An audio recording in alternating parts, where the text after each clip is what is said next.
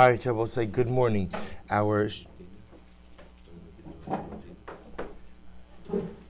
see that once more. Yeah, remind me at the end of this year. Perfect. Thank you, Said. All right, I will say good morning. Let's begin. Today's daf is Chav Ches 28. We are picking up on Chav Ches Aleph 28a at the two dots, 2, 4, 6, 8 lines down from the top, right at the two dots. Our shir this morning, our shiurim this month, are dedicated in the zuchus of Tzvi Meir Halevi ben Saraleah. We hope that in the merit of our Talmud Torah, so he should have a refuah shleima together with Kol Cholei Yisrael. All right, let's begin. Nolad lo mum besoch shnaso, rashay lekaimo kol yud beis chodesh. Remember again, so the Mishnah was actually worded a bit cryptically, which we're going to, Emir Hashem, discuss today. But the lashon of the Mishnah was Nolad lo mum besoch shnaso. If the Bechor developed a mum within a year, Rashay lekaimo kol shnei masar chodesh. Ultimately, the animal for all 12 months.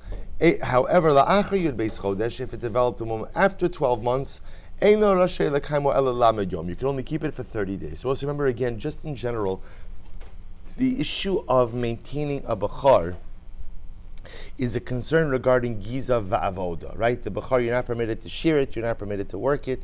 So the concern ultimately is that if you keep it around for too long, what will end up happening?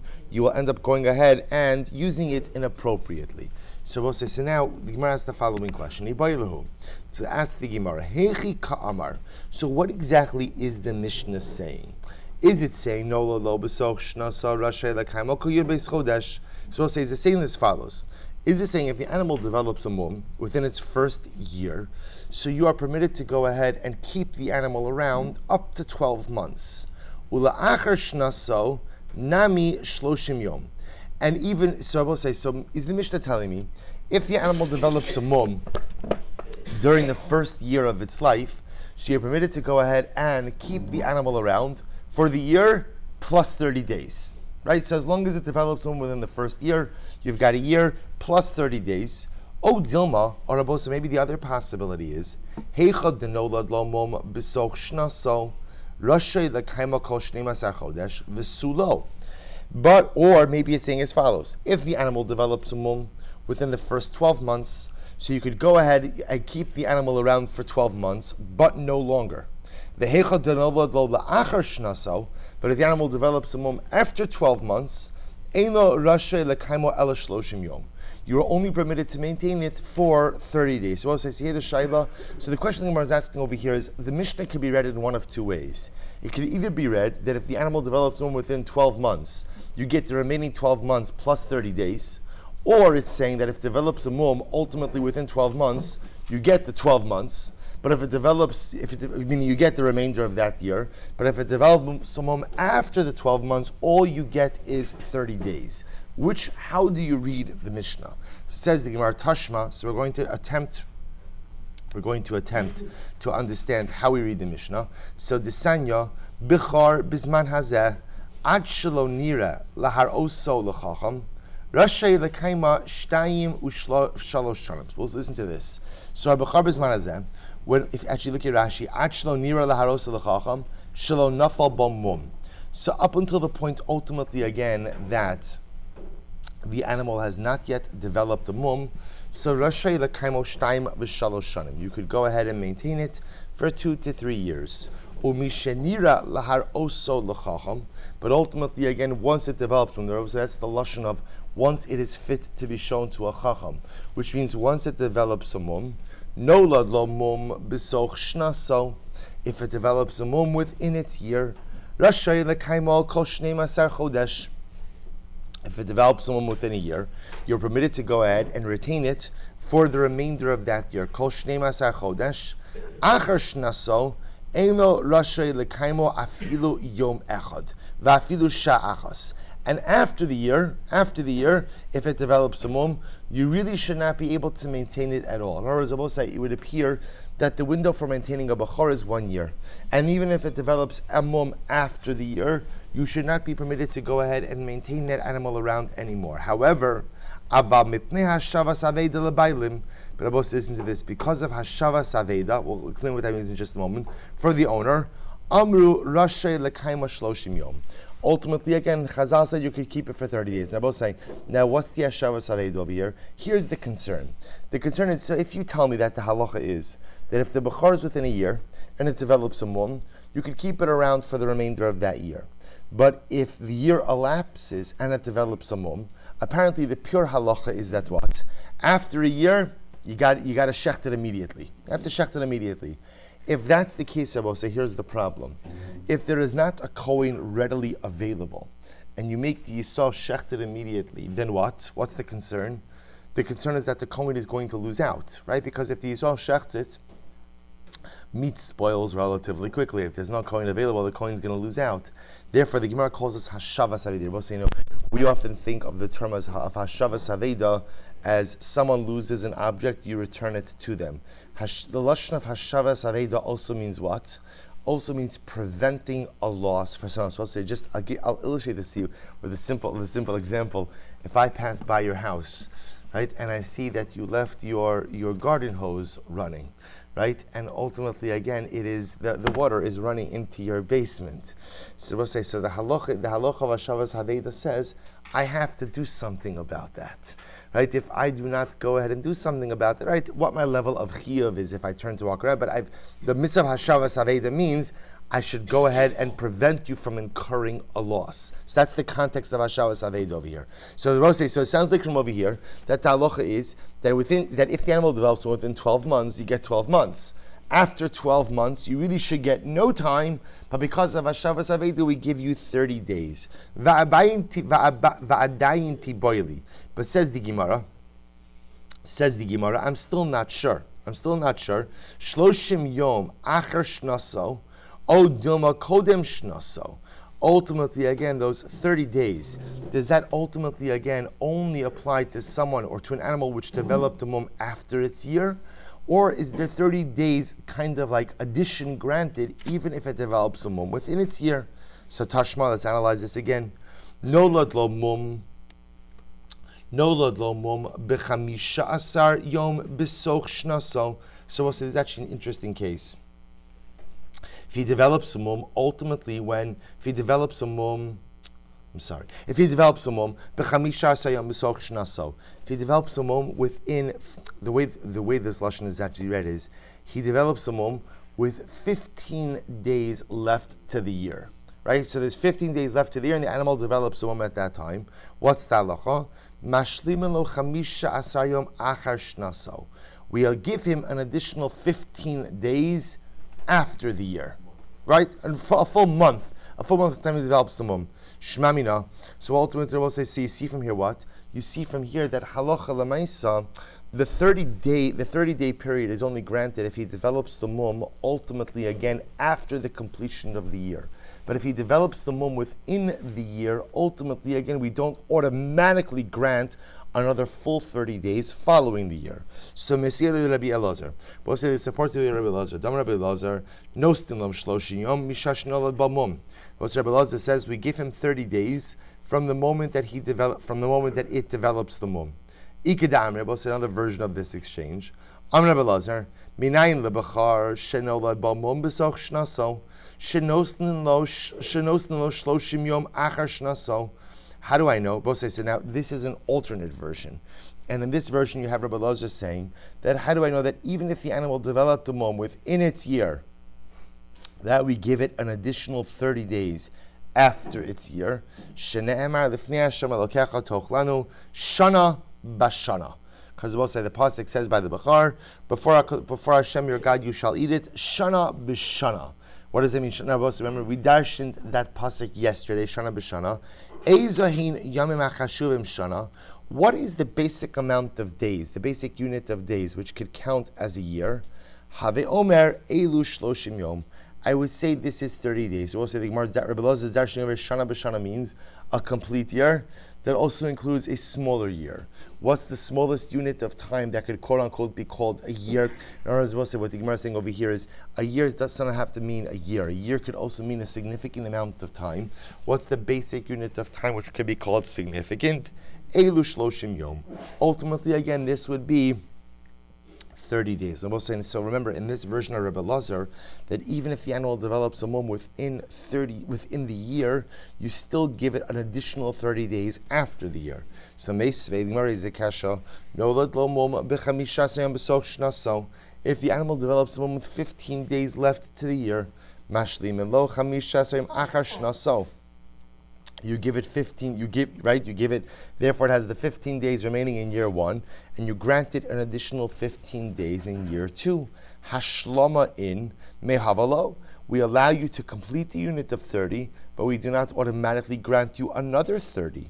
To which the Gemara says, you're right, tiyufta de Rabbi Elazar tiyufta.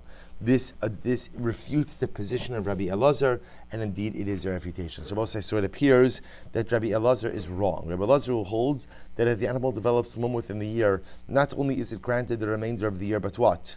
An additional 30 days as well. This brisa seems to clearly disprove that. So how do we paskin halacha l'maisa in this case? So again, just pointing out over here that the lashon of the Mishnah itself is exceptionally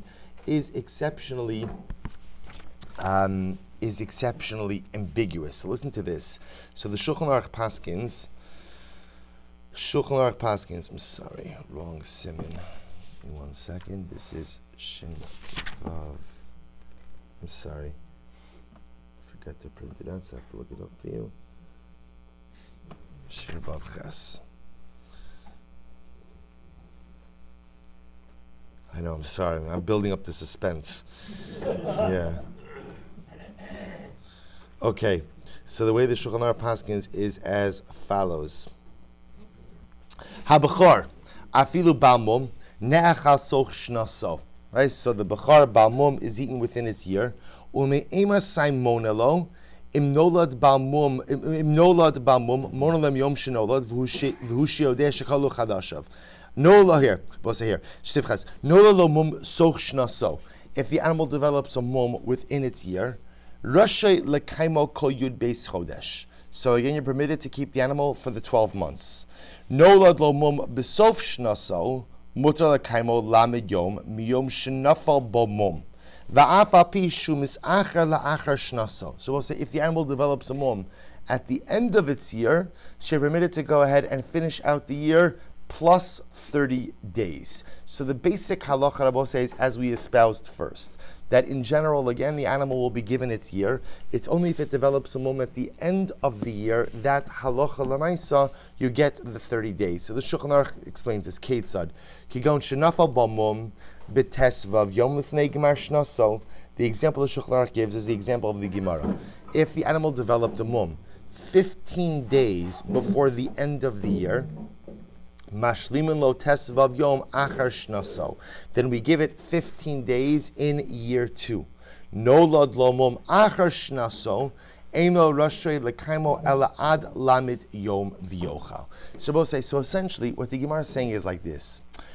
Anytime an animal develops a mum, there's a minimum of 30 days that are granted to it, right? So everything now depends on where that mum falls out. So if the animal is within its year, and there's plenty of time until the end of the year, then Allah Chalamai, so what does it get? The year, right? If the animal goes ahead and develops a mum 15 days before the end of the year, then what does it get? Right? It's 15 from year 1 and 15 from year 2. Similarly, again, if the animal develops a mum after year number 1, it gets what? 30 days. And that's about say how the Shulchan Aruch Paskins halacha l'maisa. Good.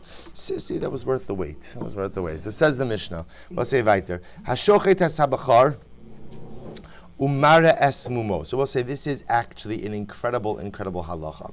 So here we go. So I'm sorry. Just get back to the halacha over here. This is going to be in Siman Shin Yud. Good.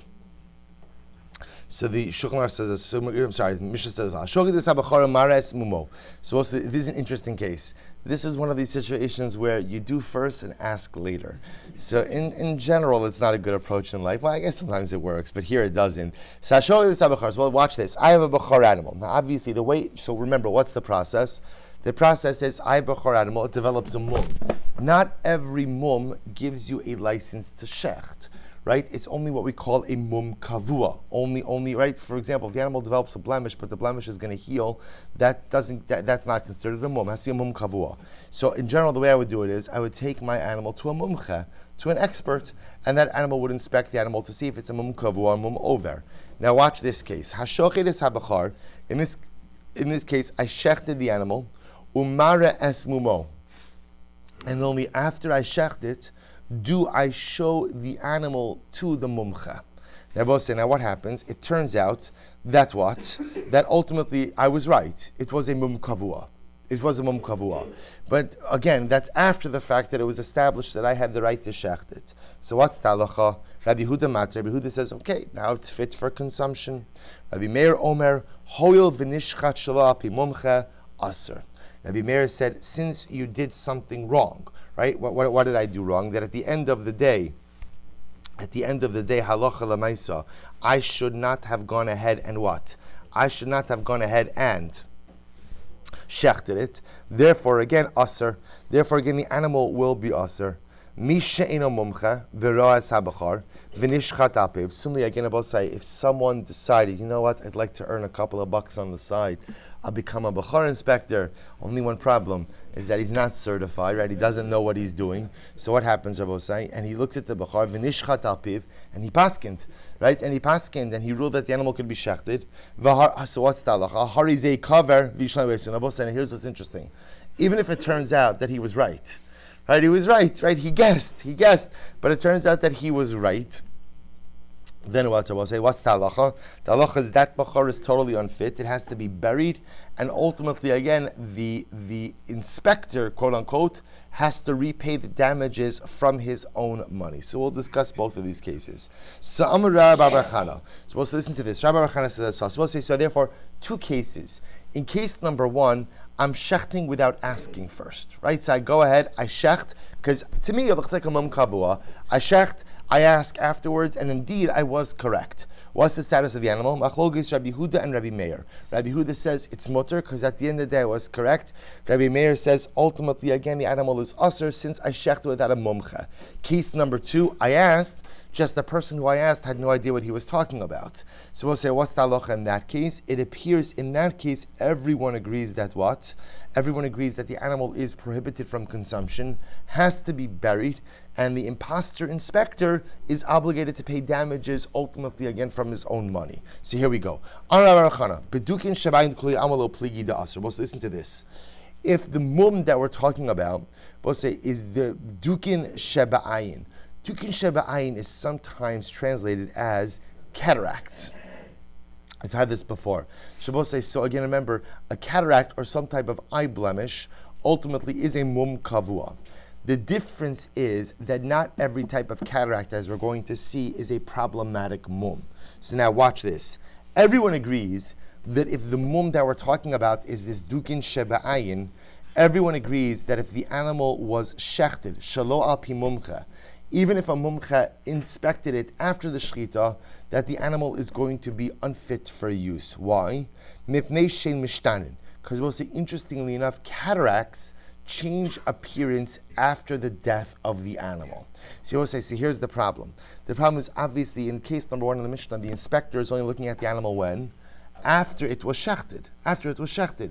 So the concern is, does the mum change form? Does the mum change appearance after the death of the animal? So the Gemara now suggests when it comes to cataracts, right, it absolutely changes form. Absolutely. So therefore, again, even if the mumcha looks at it and he says, oh, that's a mum kavua, it might look like a mum kavua now, but it does not mean that it looked like a mum kavua, or it was a mum kavua for that matter, when the animal was still alive. So watch, so lo nechluku, where does the machlokes come up? Elash b'mumin shebaguf. Ultimately, again, with other mumin.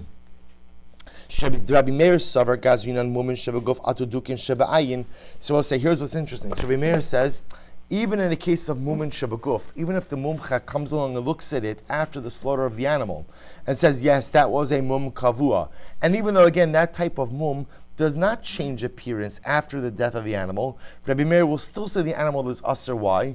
Because if we permit it in that case, you may come to permit it where?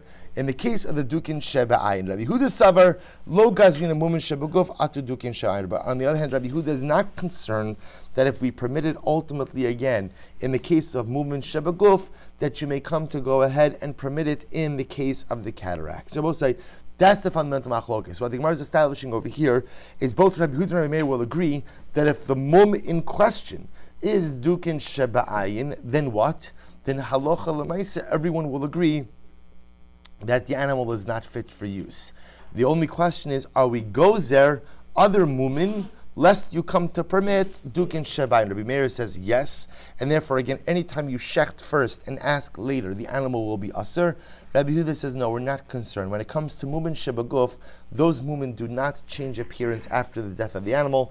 The animal can be examined after the shchita, and we're not concerned that if we permit the animal with mumin sheba guf, you'll come to permit bedukin sheba ayin. Taina Rabbi said that supports this. Hashochet es habachar umara es mumov. If someone shechts the bachar first, and then only afterwards has the mumcha inspect the mum. Rabbi Yehuda Omer bedukin sheba ayin aser mipnei shein mishtanin b'mumin sheba guf munter b'mnei shein mishtanin. Rabbi Yehuda says it depends on the mum. If we're talking about cataracts, then halacha l'maaseh animal will be aser. Why? Because even bringing a mumcha in to inspect it afterwards does not guarantee that you're going to get an accurate picture, because the appearance of the mum changes. But mumin sheba guf ultimately will be permitted. Why? Because they don't change. Rabbi Meir Omer echad zeh ve'echad zeh aser mipnei shein mishtanin. Rabbi Meir says both dukin sheba ayin and mumin sheba guf will both be aser because they could change after death. Mipnei shein mishtanin sagadaitcha. What does it mean? Because it sounds like Rabbi Meir is saying they both change after death. Mumin sheba guf mi mishtanin. We'll say again, do physical mumin change in appearance after death? Ela mipnei hamishtanin. Rather, again, Rabbi Meir meant to say was as follows. Even if it's mumin sheba guf, ultimately again, the animal will still be aser. Why? Lest you come to permit it in a case of the type of mum that does change, i.e. the cataracts. Amar Nachman by Yitzchak. Nachman by Yitzchak says, Amar Beis Rabbi say, Masnisin nami dega. Our Mishnah supports this reading as well. First line, Chav Ches Samud Beis. Rabbi Meir Omer, Hoil v'nishchat shalo api mumcha aser. Rabbi Meir says, since it was shechted without the advice or without the halachic ruling of a mumcha, ultimately again it is aser. Shmamina knasa kakonis Rabbi Meir. Shmamina. I will say it is obvious from the lashon ultimately again of Rabbi Meir that this is a knas. So we'll say what Rabbi Meir is essentially doing over here is as follows. Since everyone agrees that halacha l'maisa, if the mum in question is dukin sheba ayin, is the cataract, everyone agrees that type of animal cannot be permitted with posthumous inspection, right? Everyone agrees with that, because at the end of the day, the nature of the mum changes with the death of the animal. Rabbi Meir says, since there is that case, we essentially will answer the animal in all cases, out of a concern that people don't always know how to distinguish between different cases of mumin. So because they don't know how to distinguish between different cases, we're concerned that if we permit it in mumin sheba guf, you come to permit it ultimately where? In dukin sheba ayin. Rabbi Yehuda, on the other hand, says, Rabbi Meir, I agree with you, of course, in the case of the dukin sheba ayin, the cataracts, but again, they're two different cases, and people do know how to make distinctions. So that's the fundamental machlokes. But with Gemara saying over here, is that halacha l'maisa, Rabbi Meir's position is really a knas, it's really a penalty, that we're going to tell you any time you shecht without asking first, the animal is going to be aser. Because we are concerned that if we permit it in one case, i.e. mumin sheba guf, you come to permit it even in the case of dukin sheba ayin. Good. So I'll say, to which leads the Gemara to an interesting question. So the Gemara says, Iboilu.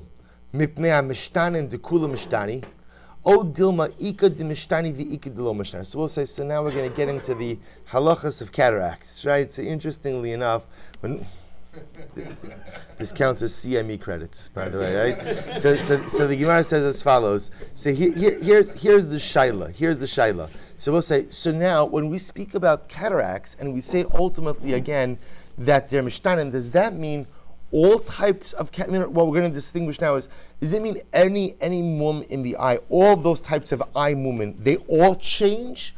Or is it saying that some change and some don't change? So does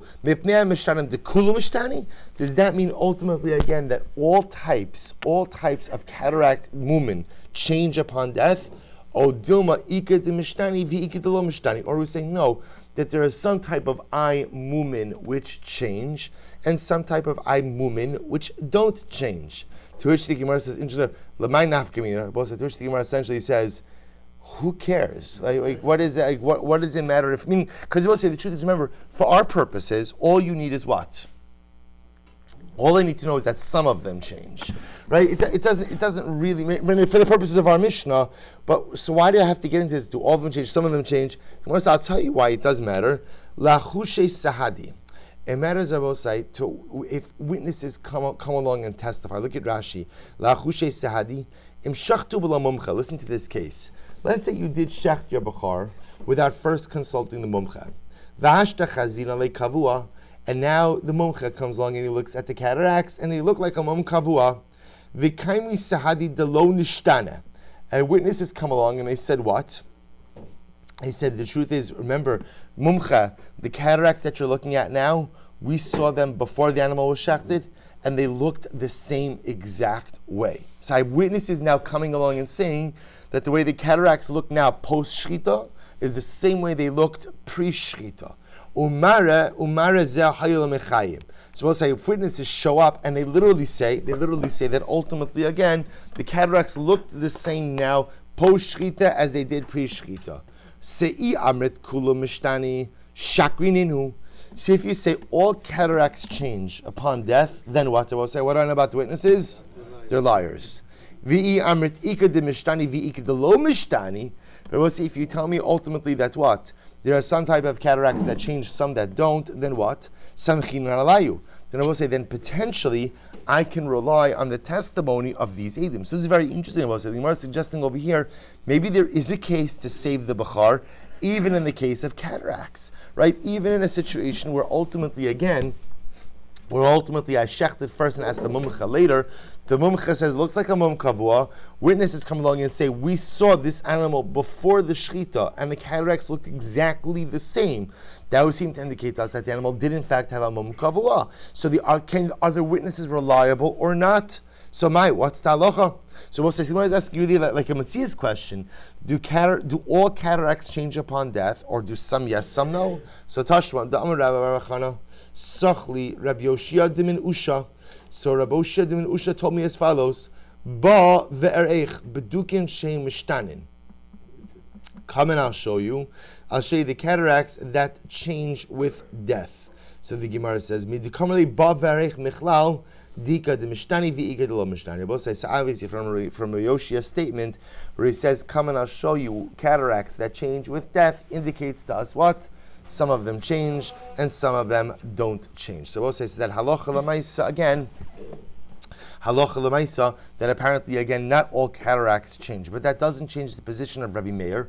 Rabbi Meir will still say that halacha l'maisa if you went ahead and you shechted first and you only asked afterwards. Shitas Rabbi Meir is you're going to aser everything lest you come to permit in the case ultimately again of the cataract. So we'll say I'll just share with you the halacha in this case, which is actually quite interesting. This is in Shin Yud Sif Gimel.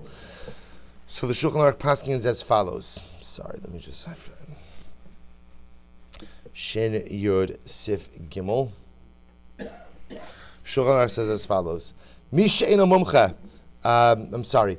Hashochet es habachar shelo al pi mumcha. If someone shechted the bachar without consulting the mumcha, umachro. Sorry.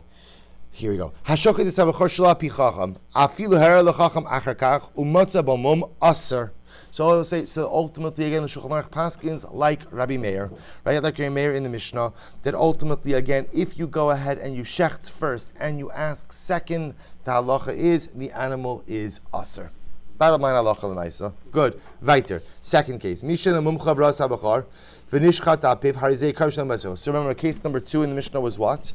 Case number 2 was that I went ahead and I just asked the wrong person. He permitted the animal, I shechted it. What's the halacha? So we'll say, even if he was right, the halacha is harezei kaber.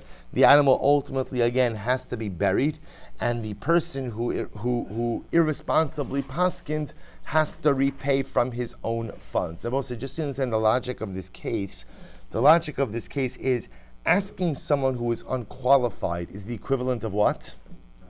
Not asking at all, right? That's the idea. So therefore, this is the equivalent of you shechting just on your own without asking. What's the halacha if you shecht with a mum without asking?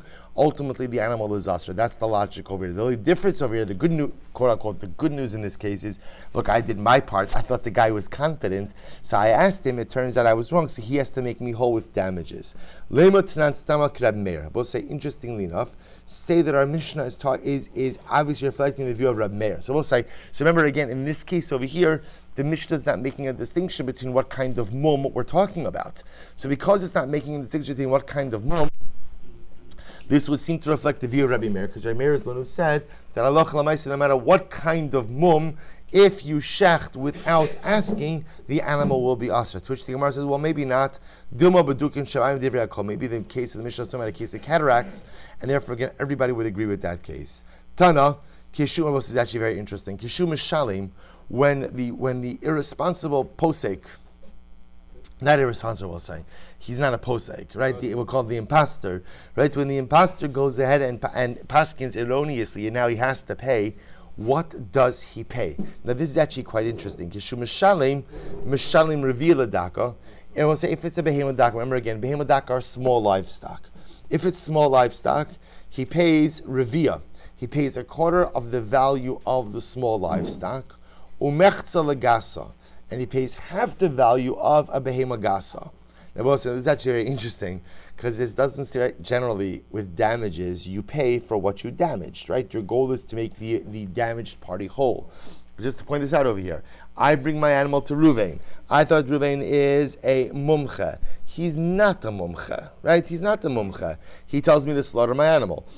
He tells me I can't. I slaughter it. As a result, I've incurred a loss because what do I have to do with this animal now? Bury it. I'm done, right? I'm done. Shabbos says, so what's the halacha? He has to pay me back. What does he have to pay me back? If it's a behema daka, quarter of the value. If it's a behema gasa, half of the value. Why? My time. Here we go. Amra Papa, Zehev Sid Meruba, V'Zehev Sid Muat. We'll say, interestingly enough, because ultimately, again, the loss of a behema gasa is a more significant loss. The loss of a behema daka is a lesser loss, which seems to be saying behema gasa is worth more. Therefore, again, the compensation is more, half of the value of the animal. Behema daka is worth less. Therefore, the compensation is less. I don't understand what that means.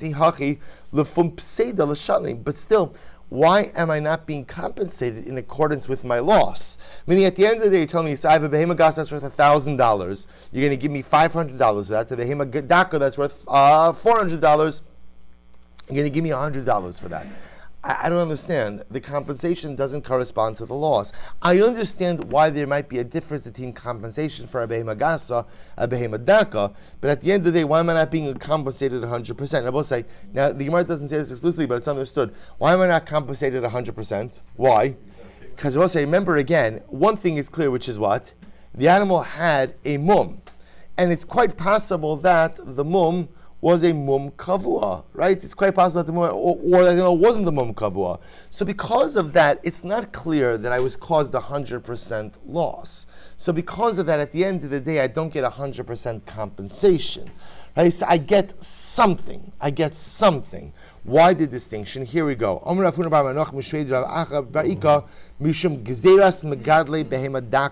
This is actually quite interesting. Ultimately, again, when it comes to behema daka, the reason why you're going to get less than the behema gasa is because of as follows, what we call gezeras megadle behema daka. What does that mean? Gezeras megadle behema daka is actually quite amazing. Look at Rashi. Gezeras megadle behema daka naguba mishum torach megadle behema daka sheish b'torach gadol legadla. V'zeshet Rabachar hitzilu lekoin mitoreach gadol The Shema imher la'achar lo haya matira lo v'haya lo od tipo meruba ad shipo bomum lahachi nagu bod lo mishalim el ravia. We'll say, watch this. So the Gemara says something amazing. This non-mumcha might have done the Kohen a favor. How so? The Kohen has this animal. But remember again, if it's not a balmum, then what does the Kohen do with the animal? What does he do with it? He essentially has to let it graze until it develops a mum. Behema daka requires a lot of upkeep. A lot of upkeep. As such, the Kohen would have expended money to go ahead and sustain this animal. The mumcha, as a result, ultimately again of paskening, albeit inappropriately, may have saved the Kohen some money. Because he may have saved the Kohen some money, more than just some money, it could be significant money. Because he may have done that, therefore what? When paying compensation, ultimately again only pays quarter damages. Now, remember again, this whole case is a case of suffix. Did it have a mum? Did it not have a mum? But if the mum was not a mum kavua, in which case again the ultimately the Kohen would have no permission to go ahead and check the animal. He would have had to maintain the animal, right? Allow the animal to graze, feed the animal, take care of the animal. That would have cost them money.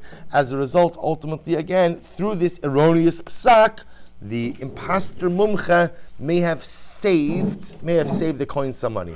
As a result, he's only chayiv to repay quarter damages. Second possibility in Rashi, lishnachrina, mishum gzeras de megadle behema daka shalver al divrei chamos v'ach. Remember again, so we saw this in Avodah Zarah and in Baba Kama, which is that Chazal were goes there that you're not supposed to raise a behema daka in Eretz Yisrael. Why shouldn't you raise behemoths dakas in Eretz Yisrael? Because behemoths dakas go ahead and graze all over the place, even outside of their permitted areas, causing damages to nearby fields. So therefore, because you're not really supposed to have behemoth daka, therefore again, if your behemoth daka gets damaged, ultimately what? You don't get full damages, you only get quarter damages. So two possibilities ultimately again in what the Gemara is saying. But either way, Rabbi say, what the Gemara says over here is that when the impostor mumcha gives his psak for a behemoth gase gets half damages, or it's not really half damages, half the value of the animal, and for behemoth daka ultimately quarter damages. Why only quarter damages ultimately again by behemoth daka? What the Gemara calls gezeras megadle behemoth daka. Either because really the onus is on the Kohen, you shouldn't have behemoth dakas in Eretz Yisrael to begin with, or ultimately again because even though the impostor caused damages, he may have also saved some money to the Kohen in the process. Good. Mishnah. We'll say Donas Hadin is, we'll say, so now that we spoke about inappropriate paskening, so the Mishnah kind of goes on that theme. This is actually an incredible case. Donas Hadin, if a judge adjudicated a case and as a result zikas achayev v'chiyev es azakai, he ultimately again made the innocent person guilty, or the guilty person innocent. He made that which is tamei tar, or that which is tar tamei. Masha asa asui. The psak halacha stands, v'yishalem mibeso, but the judge will be personally liable. But if ultimately again the judge was a mumcha, there he is exempt from personal liability. Let's analyze this. We'll say this is actually an incredible case. Says the Gemara. Lema tanan stam like Reb Meir. We'll say apparently the Mishnah seemed to reflect the view of Reb Meir. What does Reb Meir say? Did doin din of the Gemara? We'll say now understand. What's fascinating about this case is as follows. So the Mishnah tells me if I paskin and I rule erroneously. So what's the halacha? I am personally liable. Now we'll say now why is this a unique case? Because what have I actually done? Right? Have I actually damaged someone? No. Meaning, the act of damaging is like go over to your car and I slash your tires. That's a direct act of hezek. Over here, what I've done is an act of grama. I've said something that as a result of my statement ultimately has caused you loss. This is what's called doin dina de garmi. Now, there is a distinction in halacha between grama and garmi. We don't have to make that distinction today for our purposes. For our purposes, what's happening over here is when I render a psak halacha, and that psak halacha is wrong, it's true that as a result I've caused you a loss, but that is an indirect loss. Meaning, Contrast that with me going over and slashing your tires. That's a direct loss. Setting fire to your field. That's a direct loss. Here I said something which will result in your loss, but it's quote unquote indirect. Bless you. It appears that we paskin like Rabbi Meir holds done din de garmi. To which the Gemara says not necessarily. Amar Rabbi Loi Amar Rav Kigon Shenasa V'Nasan Biyad. No. We'll say the case over here is this is a very hands-on dayan, where he actively takes from one party and gives to another party. Therefore, we'll say I am directly involved, physically involved in the corruption of justice. Bishlama, so let's analyze this. Chiyeves hazakai. So we'll say I understand in a case where I made someone who's innocent guilty. How did I do that? Kigon shenasa v'nasan biyad. We'll say so. Ruvain claimed to Beis Din. Ruvain came to Beis Din and claimed that Shimon owes him $1,000. And what happened? Shimon didn't owe him $1,000. I passed it erroneously. I took the $1,000 from Shimon and I gave it to Ruvain. That's a case of where I adversely impacted Shimon biyadayim. Right? I took the money from him and gave it to the other party, and I was wrong. So that's the case where I caused someone a loss biyadayim.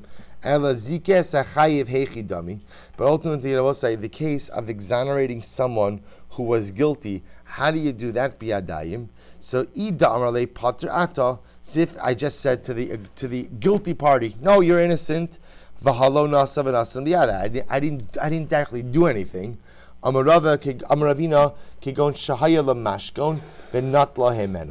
about to say we're ultimately again the true creditor had a mashkon, and I removed the mashkon from the creditor, and I told the debtor that he's not chayiv anything. In that case, I actively removed something from one party. So I'll say, so the Gemara is just looking for cases where ultimately, again, it's not just grama through my psak, but I'm actively, physically involved in the mistaken judgment. That's the case where I'll be personally liable. Timei asatar. So I'll say, what's the case of where I made something tar tamei? Da'aga bahu sheretz. I took the tar item and I put a sheretz on it. Okay, that's a pretty direct case of where I'm being metame something. Tires atame. Rabbi say, what's the case ultimately again where I was metaris something that's tamei? She'irvan and perosav. That's where I actively mixed the tamei item into a mixture. So we'll say, so all the Gemara is just suggesting is that Allah Chalamai said there are cases where I actively got involved in corruption of the din, and that's why I will be chayiv. See, even if you don't hold da'in dina de garmi, even if you don't subscribe to the case of grama or to the content of grama, where I'd be liable for causative damages, if I directly damaged one party, ultimately again I will be chayiv. So let's just take a look at the Mishnah for just a moment, and we'll stop for today. So we'll say, so there was a case of an animal, a cow, that had its womb removed. So we'll say, so what happened? So the animal had its womb removed. They brought the animal to Rabbi Tarfon. That's Rabbi Tarfon. Is the animal a treifa or not? Rabbi Tarfon paskined that it was. Rabbi Tarfon leklavim. Rabbi Tarfon paskined that it was a treifa, and therefore ordered that it be fed to the dogs. And the case came before the Chamin Yavne vetirua, and ultimately the Chamin Yavne said that no, the animal was permitted for consumption. The absence of the womb did not make the animal a treifa. Va'amar tudus harofe, and told this the doctor said, Ein para v'chazira yotzi me'Alexandria shel Mitzrayim shein chot chinaim shala b'shal shelo teleit. But listen to this. So told us something very interesting. In Alexandria, when they would sell animals, they would always remove the womb of the animal before selling it. Why? Because they wanted to corner the market on Alexandrian livestock. How do you corner the animal on Alexandrian livestock? Give every animal in hysterectomy before you go ahead and you sell it, so that no one could go ahead and reproduce these animals. So I say, so what do you see from here?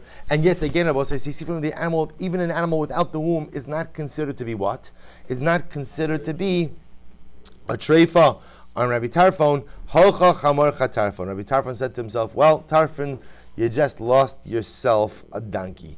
Right? So what Rabbi Tarfon was saying is, I paskined erroneously, I caused the loss, and therefore I am personally liable.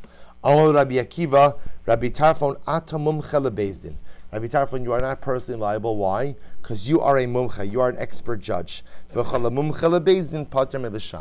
And anyone who is an expert judge is ultimately, again, is freed from personal liability. So we'll say we'll have to stop over here for today. We'll pick up again. But I just want to point out to you something very interesting. This notion of freeing a professional from personal liability is a profound idea. Chazal want professionals to be able to what? To be able to do their job. If professionals have to constantly be afraid of being sued for malpractice, then what's going to happen? They're not going to be able to do their jobs. Therefore, there is a certain amount of protection that is given to professionals. Again, you can't do something egregious, you can't do something clearly irresponsible, but as long as you are operating within the confines of your professional license, your professional responsibilities, Chazal provide you with some level of protection to be continued tomorrow, Mirzash.